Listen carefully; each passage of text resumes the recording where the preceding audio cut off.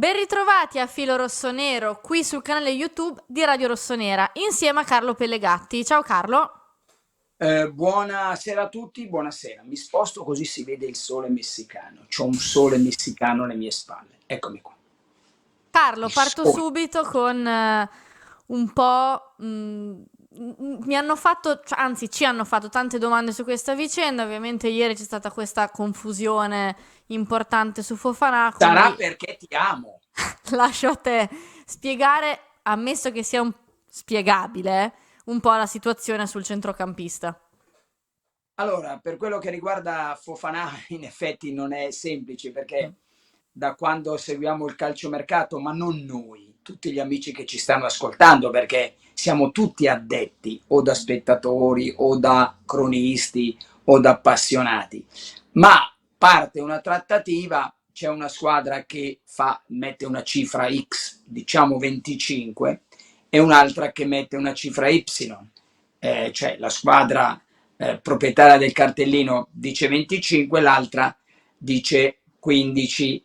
E in generale diciamo, il modo di lavorare del Milan è di tenere queste forchette molto ampie.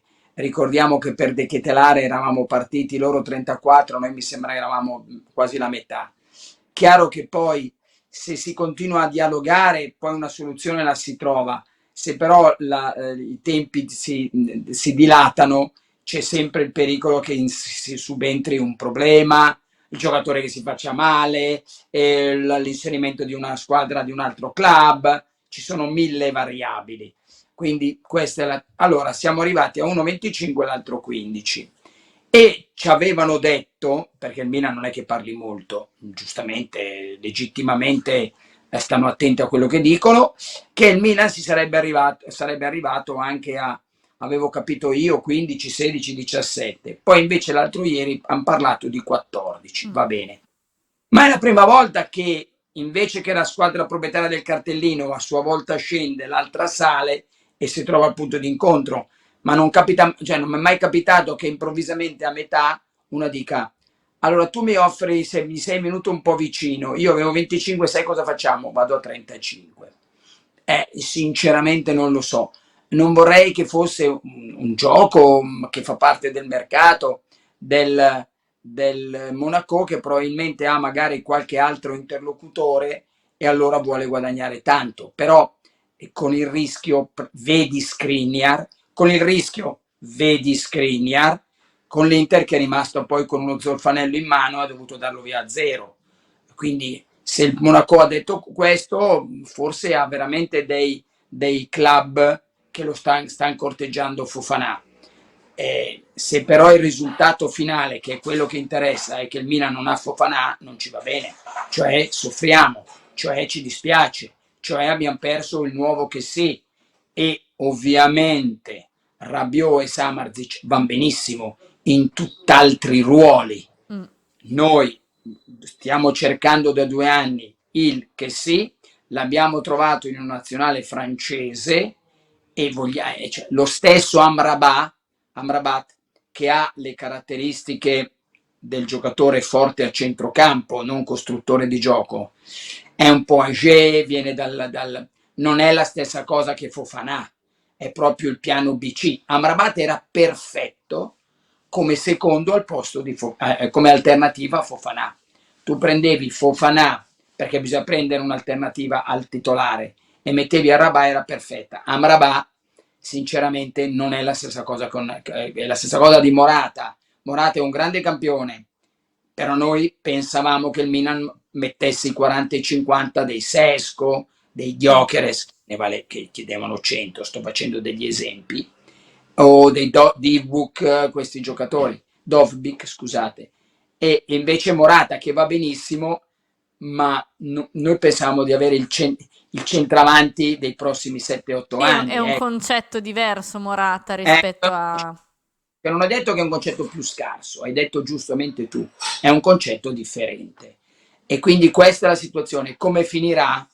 Va ad ascoltare alcuni importanti uomini di mercato, è una manovra del Monaco, ma conta il fatto che Fofana abbia scelto il Milan e voglia il Milan. Ma ci eravamo bruciati già con Zirkzee che voleva il Milan e voleva solo il Milan. Poi non ha più voluto il Milan, quindi bisogna stare attenti anche su questo punto. Vediamo, io spero che non arrivi il solito cuculo che ha il parossismo da cova, cioè il Manchester, che poi ce lo prende dopo che noi abbiamo, abbiamo messo lì l'uovo, l'abbiamo quasi fatto nascere, poi arriva il cuculo e porta via. Cioè, Sì, ci hai speso anche del tempo, no? Su questi giocatori, alla fine su Zirkzee ci hai il speso Milan del dice tempo. altre opzioni, se poi arriva un altro Fofana più bravo di Fofana, io non mi sono innamorato di Fofana, mi dicono molto bravo, l'altro giorno Luca Didi ha detto che è il miglior centrocampista del 2024 se arrivasse in Italia, ehm, perché dopo Zirkzee corteggiamento di 6 mesi va da un'altra parte, Fofana corteggiamento di un paio di mesi fa dall'altra parte e rimaniamo dispiaciuti. Mi lasci dire solo così, rimaniamo dispiaciuti.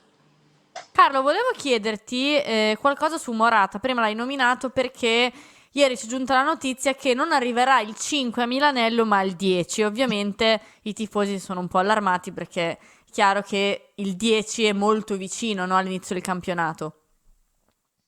Sì, c'è un motivo. Anch'io mi sono allarmato perché manca una settimana. Mm. C'è il rischio che il Milan giochi senza Morata perché è contro il Torino. Perché in una settimana poi era bello vederlo magari contro il Monza, eccetera, eccetera. Ma qual è stato il ragionamento? Allora, il Milan finisce la tournée il 5, è a Milano il 7, voli, eccetera, e ha 2 giorni di riposo. Dopo 20 giorni di tournée, 2 giorni di riposo ci stanno. Quindi torna tutto il gruppo il giorno 10. Hanno detto far venire Morata a Milanello il giorno 5 per fargli fare 10 giorni di giri di campo, li fa o a casa sua al mare o da qualche parte con un preparatore. Si tratta di parte atletica, se la può fare tranquillamente da solo e torna è una cattiveria farlo andare al sole di Milanello, correre intorno al campo senza un minimo disegno tattico. Tornano tutti il 10 e il 10 avremo tutta la rosa al completo. Al completo, Chissà. Frankenstein dicono a Dortmund, città di Fulkrug. Al completo, punto di domanda. Sì, anche perché il tempo passa, poi è chiaro che, ad esempio, Fofana, se ci pensi, Fonseca non lo avrebbe comunque, no, in America perché ha le No, stesse vacanze di Teo e di Maignan. Però iniziare a chiudere quelli che dovrebbero essere i fulcri, no, del nuovo anno, perché comunque Fofana avrebbe un ruolo centrale, lo stesso Pavlovic, ti volevo chiedere un po' com'è la situazione ad oggi. ma guarda, lì di Pavlovic e di Emerson. Emerson avevo detto 2 giorni fa, attenzione che torna in ballo sicuro perché per Fonseca è un giocatore fondamentale. Adesso dicono che sono vicini, però per rispetto agli amici di Radio Rossonera, leggete, ormai dato che i vicini l'abbiamo già visto 1000 volte, vediamo, saranno vicini Con e va bene. cautela, Sì, diciamo. speriamo che siano vicini. Attenzione, sono sempre giocatori che mi interessavano meno del centrocampista, la che sì. Sì, Ecco, sì, perché lì, va bene, cioè il centrocampista alla che sia va bene, comunque manca Pavlovic, proprio. saranno più bravi di Calabria e Florenzi, saranno più bravi di Ciao, va benissimo tutto. A me interessava il centrocampista, eccetera. Poi gli altri. Carlo, chiudo con la situazione extracomunitaria, se ci fai un po' il punto su quanti Sì, ne possono arrivare, i per posti. per gli amici di Radio Rossonera vi do delle certezze. Una volta tanto mi sbilancio, certezze. Allora, i posti di extracomunitario sono 2 ancora. Credo che noi abbiamo Ciukwueze e Pulisic. Noi ne abbiamo altri 2 da poter prendere.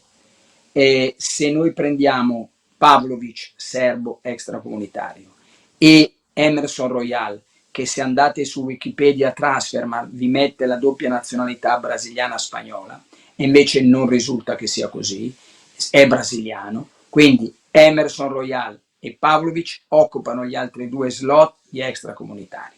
Non venisse uno dei 2, potrebbe ritornare un nome che si è fatto, anche se non ha le caratteristiche di Fofana e di Kessi, che è Ricardo Rios. Ma i prossimi 2 extracomunitari chiudono lo slot degli extracomunitari. Carlo, io ti ringrazio per questa precisazione, per il collegamento. Ti do appuntamento venerdì con Pelle Rossonera alle 16. Perfetto, con l'amico Simone Cristau. Un grande abbraccio e buona continuazione di settimana. Grazie Carlo, ciao.